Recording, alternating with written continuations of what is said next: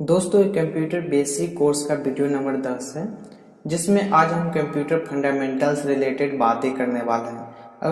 अगर नए से कंप्यूटर शुरू से सीख रहे हैं तो आपके लिए कहीं ना कहीं ये वीडियो बहुत ज़्यादा इम्पोर्टेंट है। जो कि आज हम इस वीडियो में जो कवर करने वाले हैं, कंप्यूटर की पीढ़ियाँ, यानी कि कंप्यूटर की कितनी पीढ़ियाँ होती हैं उसके बारे में आज इस वीडियो में हम बात करेंगे। साथ में हम बात करेंगे कि कंप्यूटर कितने प्रकार के होते हैं, और भी हम बात करेंगे कंप्यूटर के सिस्टम यूनिट और प्रकार क्या है, ये भी हम बात करेंगे। और आपको साथ में हम बात करेंगे कि सीपीयू कितने भागों में बांटा गया है।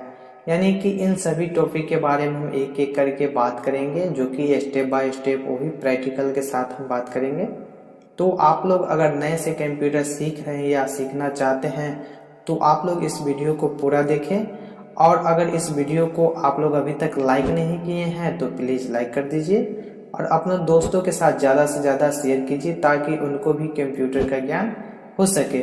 और अभी तक चैनल को आप सब्सक्राइब नहीं किए हैं तो प्लीज़ सब्सक्राइब करके और बेल आइकन घंटी को जरूर दबा लीजिए, ताकि हम जो भी लेटेस्ट वीडियो अपलोड करेंगे सबसे पहले नोटिफिकेशन आपके पास ही आएगा। तो चलिए हम बात करते हैं कि कंप्यूटर की पीढ़ियाँ। सबसे पहले बात कर लेते हैं कंप्यूटर की पीढ़ियाँ के बारे में, यानी कि जनरेशन ऑफ कंप्यूटर हम इसको इंग्लिश में बोलते हैं।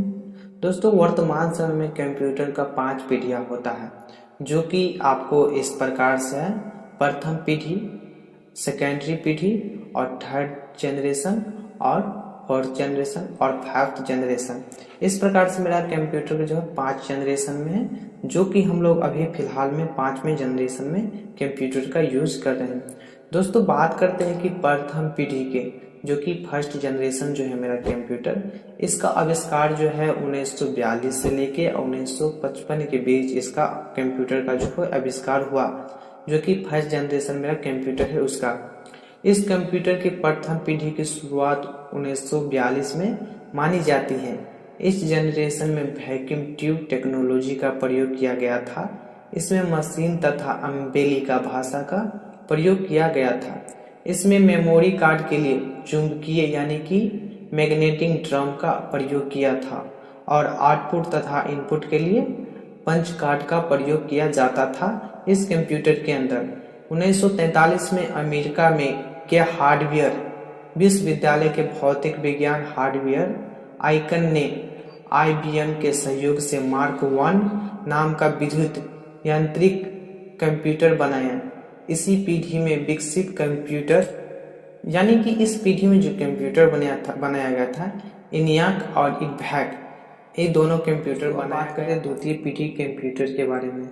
द्वितीय पीढ़ी कंप्यूटर जो है दोस्तों 1955 से लेकर 1964 के बीच में इसका आविष्कार हुआ था। इस पीढ़ी में ट्रांजिस्टर का प्रयोग किया गया था, जिसका विकास विलियम शॉकली ने 1947 में किया था। इसमें प्राथमिक मेमोरी का प्रयोग किया गया था। द्वितीय मेमोरी के लिए चुंबकीय टेप और डिस्को का प्रयोग किया गया था। इसी पीढ़ी में उच्च स्तरीय प्रोग्रामिंग भाषाओं का विकास हुआ था, जैसे बेसिक, कोबल, प्रोटॉन आदि। इसी पीढ़ी में विकास किया कंप्यूटर की विकसित कंप्यूटर जो है, इसका मॉडल नंबर कुछ यहाँ पे नीचे विकसित है, जैसे कि IBM 70, 1400, 1600 और CDC 3600, यानी कि ये द्वितीय पीढ़ी का कंप्यूटर का मॉडल नंबर है, जो कि आपको जो पिक्चर नीचे में दिखता है इसी तरह से द्वितीय पीढ़ी का कंप्यूटर देखने में। थर्ड जनरेशन कंप्यूटर के बारे में, जो कि इसका आविष्कार जो है 1964 से लेके और 1975 के बीच में इसका विकसित हुआ था। इस जनरेशन में आईसी का प्रयोग किया जाने लगा था, जो कि आईसी का फुल फॉर्म होता है इंटीग्रेटेड सर्किट। इसका आविष्कार जो है 1958 ने किया था। इसमें आईसी टेक्नोलॉजी का SSI स्मॉल स्केल इंटीग्रेटेड का प्रयोग किया गया था। इसमें हाई लेवल भाषा का प्रयोग किया जाता था।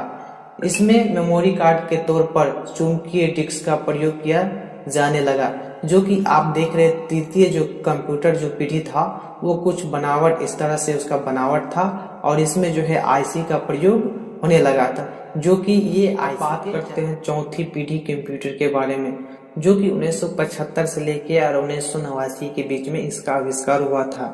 कंप्यूटर की चौथी पीढ़ी का शुरुआत जो है 1975 में मानी जाती है। इस जनरेशन में आईसी की आधुनिक तकनीकी का प्रयोग किया जाने लगा था। आईसी की यह तकनीकी VLSI यानी कि इसका फुल फॉर्म जो वेरी लार्ज स्केल इंटीग्रेशन थी, जिसमें माइक्रोचिप कहा जाने लगा था। माइक्रोचिप यानी कि माइक्रो प्रोसेसर पर आधारित था। ये पहला जो है माइक्रोचिप बना था PC 1970 के नाम से, यानी कि ये बना था। इसका जो है इस कंपनी ने बनाया था, मिट्स नामक कंपनी ने बनाया था। इस पीढ़ी में विकसित कंप्यूटर, जो इस मॉडल का जो कंप्यूटर था, चौथा पीढ़ी जो था, ये मिट कंपनी का नाम बनाया था, जिसका मॉडल नंबर था IBM 360, 370 और VAX 750, ICL 1900। इस कंप्यूटर का आविष्कार हुआ था, यानी कि इस मॉडल नंबर से इसका आविष्कार और कुछ इसका बनावट जो है इस प्रकार से देखने अब हम लोग बात करते हैं पांचवी पीढ़ी कंप्यूटर यानी कि 5th जनरेशन कंप्यूटर। इस कंप्यूटर का आविष्कार जो दोस्तों 1989 में हुआ था और आज तक इसी कंप्यूटर को हम लोग यूज करते हैं या यूज करते आ रहे हैं, जो कि पांचवी पीढ़ी में जो है आईसी की आधुनिक तकनीकी का प्रयोग किया जाने लगा था। आईसी की यह तकनीकी ULSI थी। इसका पूरा नाम अल्ट्रा लार्ज स्केल इंटीग्रेशन है। इसमें हाई लेवल भाषा का प्रयोग प्रोग्रामिंग के लिए किया जाने लगा, जो अधिक सरल है। इन भाषाओं में GUI इंटरफेस का प्रयोग। हम लोग बात कर लेते हैं कंप्यूटर की प्रकार कितनी होती है। आखिर जब हम लोग अगर कंप्यूटर सीखते हैं शुरुआती दिनों में, तो हमारे मन में ये सवाल चलता रहता है कि हम कंप्यूटर जो है कौन सा सीख रहे हैं और कंप्यूटर जो है कितने प्रकारों की होता है। तो आपके समझ के लिए हम बता दूं कि अनुप्रयोगों के आधार पर, वर्गीकरण का अनुप्रयोग के आधार पर कंप्यूटर 3 प्रकार के होते हैं। जो कि आप जो कंप्यूटर सीखते हैं वो कंप्यूटर जो है 3 प्रकार के होते हैं, जो कि पहला होता है एनालॉग कंप्यूटर, दूसरा होता है डिजिटल कंप्यूटर और तीसरा होता है हाइब्रिड कंप्यूटर। जो कि इन सभी तीनों के बारे में हम बारी बारी से जान लेते हैं। तो सबसे पहले हम बात करते हैं एनालॉग कंप्यूटर जो है। एनालॉग कंप्यूटर का जो है ये कंप्यूटर भौतिक के राशियों पर कार्य करते हैं। एनालॉग कंप्यूटर का प्रयोग जो विज्ञान एवं इंजीनियरिंग के क्षेत्र में इसका प्रयोग किया जाता है। अब बात करते हैं सर दोस्तों डिजिटल कंप्यूटर के बारे में। यह कंप्यूटर अंकों की गणना करने के अधिकांश कंप्यूटर डिजिटल कंप्यूटर ही होते हैं, जो कि कंप्यूटर में जो भी हम डिजिटली काम करते हैं वो गणने के आधार पर हम इसको डिजिटल ही कंप्यूटर बोलते हैं। दोस्तों अब बात करते हैं हाइब्रिड कंप्यूटर के बारे में। तो वो कंप्यूटर जो एनालॉग एवं डिजिटल कंप्यूटर दोनों का कार्य करते हैं। इनका प्रयोग दोस्तों जो है ज़्यादातर जो है चिकित्सा क्षेत्र में इसका जो है कार्य होता है इस कंप्यूटर का, जो कि हाइब्रिड कंप्यूटर है। ये कंप्यूटर जो है दोनों काम करता है, यानी कि एनालॉग का काम करता है और डिजिटल काम दोनों करता है, इसीलिए इसको हाइब्रिड कंप्यूटर बोलते हैं। और ये चिकित्सा के क्षेत्रों में जो है ज़्यादा जो है यूज में आता है। दोस्तों अब बात करते हैं उद्देश्य के आधार पर कंप्यूटर कितने प्रकार के होते हैं। तो हम बात करें दोस्तों कि उद्देश्य के आधार पर कंप्यूटर जो है 2 प्रकार के होते हैं। एक होते हैं जो दोस्तों की जनरल पर्पस के लिए, जो कि हम कंप्यूटर का जनरल पर्पस के लिए यूज करते हैं, जैसे कि जिसमें सामान्य कार्य के लिए होता है। इनका प्रयोग हम दुकानों में या घरों में इसका इस्तेमाल करते हैं। अब बात करें दोस्तों कि दूसरे उद्देश्यों के लिए कंप्यूटर क्या है, तो हम बात करें कि स्पेशल पर्पस कंप्यूटर होता है दूसरा, जो कि यह कंप्यूटर विशेष कार्य के लिए किया जाता है। इनका प्रयोग निम्न में से क्षेत्रों में किया जाता है, जैसे कि हम मान लें कि मौसम के लिए, विज्ञान कृषि के लिए और विज्ञान दूध एवं अंतरिक्ष आदि विज्ञानों में इसका प्रयोग ज्यादातर किया जाता है, जो कि वैज्ञानिक लोग इसका प्रयोग करता है। दोस्तों अब बात करते हैं कि आकार एवं कार्य के आधार पर कंप्यूटर जो है निम्न प्रकार के होते हैं, जो कि होता है मैक्रो कंप्यूटर। यह कंप्यूटर आकार में बहुत छोटे होते हैं। इन कंप्यूटर का विकास जो है 1970 में के दशक में हुआ था। इन कंप्यूटर का जो माइक्रो प्रोसेसर प्रोग्राम किया जाता था। इन कंप्यूटर को जो पीसी भी कहा जाता है। पीसी का निम्न भाषाओं में बांटा गया है, जो कि इस प्रकार से है। पहला है आपको डेस्कटॉप कंप्यूटर, दूसरा है आपको लैपटॉप कंप्यूटर और तीसरा है पैमटॉप कंप्यूटर, जो कि ये 3 बारी बारी से हम इन तीनों के बारे में जो है बात कर लेते हैं। तो ये जो दोस्तों है आपको डेस्कटॉप कंप्यूटर, ये कंप्यूटर जो है जिनका टेबल पर रख के आप चला सकते हैं, यानी कि जो हम डेस्कटॉप कंप्यूटर कहते हैं इसको हम टेबल पे रख के एक जगह ही पे अपना फिक्स करके और इसको हम चला सकते हैं। बात करते हैं हम सर दूसरे कंप्यूटर की हम बात करें तो इसको हम लैपटॉप कंप्यूटर बोलते हैं, यानी कि इनको जो है इन कंप्यूटर को जो है लैपटॉप कंप्यूटर को इनको हम गोद में रखकर या किसी टेबल पे रखकर चलाया जा सकता है। यह साइज में बहुत छोटे होते हैं। इन कंप्यूटर को एक स्थान से दूसरे स्थान पर आसानी से ले जा सकते हैं। इनके लिए पावर के लिए एक बैटरी इसमें लगा होता है। बात करते हैं दोस्तों तीसरी कंप्यूटर के बारे में, जो है लैपटॉप कंप्यूटर। यह कंप्यूटर लैपटॉप कंप्यूटर से छोटे होते हैं, जिनको आप हथेली में रखकर चला सकते हैं। इनकी कार्य करने की क्षमता लैपटॉप से भी थोड़ी कम होती है। दोस्तों आप बात करते हैं मिनी कंप्यूटर, यानी कि मिनी कंप्यूटर एक मध्यम आकार के कंप्यूटर होते हैं जिसमें साधारण कंप्यूटर के सभी गुण मौजूद होते हैं।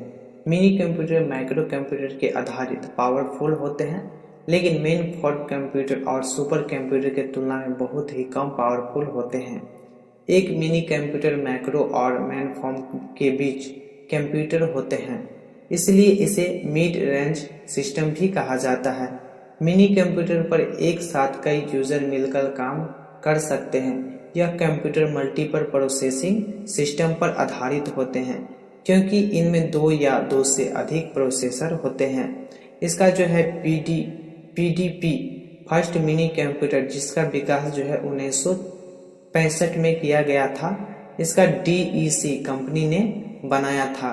डीईसी कंपनी का पूरा नाम जो होता है डिजिटल इक्विपमेंट कॉर्पोरेशन है। बात करें दोस्तों जो कि तीसरा कंप्यूटर, ये कंप्यूटर जो कि मेन फ्रेम कंप्यूटर है।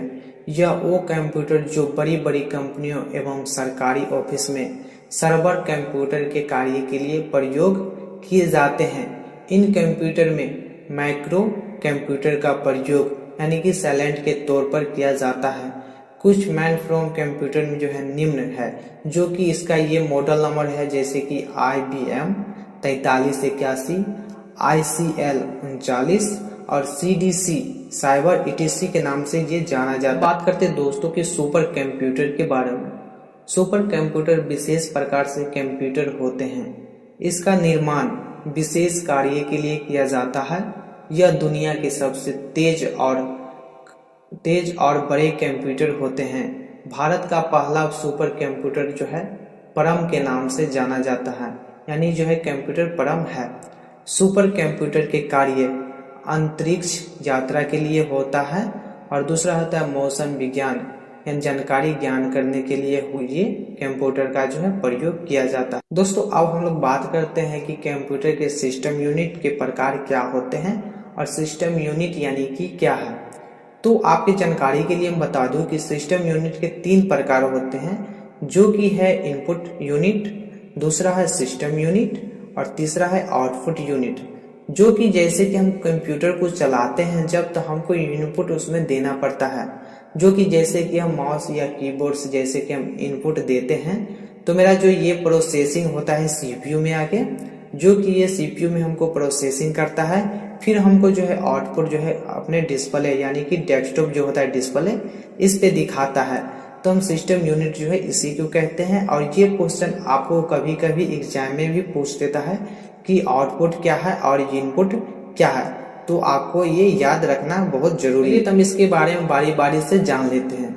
इनपुट क्या है, तो नवीनीय निर्देश को कंप्यूटर के समझने योग्य संकेतों में परिवर्तित करने के लिए जिन युक्तियों का प्रयोग किया जाता है उन्हें हम इनपुट युक्तियां कहते हैं, जैसे कि कीबोर्ड माउस, ये जो है इनपुट है। चलिए बात करते हैं कि सिस्टम यूनिट क्या है। यह कंप्यूटर का मुख्य भाग है दोस्तों ये कंप्यूटर का मुख्य भाग है, जिसमें केंद्रीय संसाधन इकाई सेंट्रल प्रोसेसिंग यूनिट यानी कि सेंट्रल प्रोसेसिंग यूनिट का जो है सीपीयू के नाम से हम इसका शॉर्टकट जानते हैं होते हैं। कंप्यूटर का आधारित काम जो है सिस्टम यूनिट होते हैं। ठीक है दोस्तों, चलिए दोस्तों बात करते हैं कि हम आउटपुट यूनिट क्या है। तो आउटपुट यूनिट जो होता है दोस्तों कंप्यूटर से प्राप्त निर्देशों के मानवीय भाषा में प्रस्तुत करने वाली युक्तियों को आउटपुट नियुक्तित करते हैं।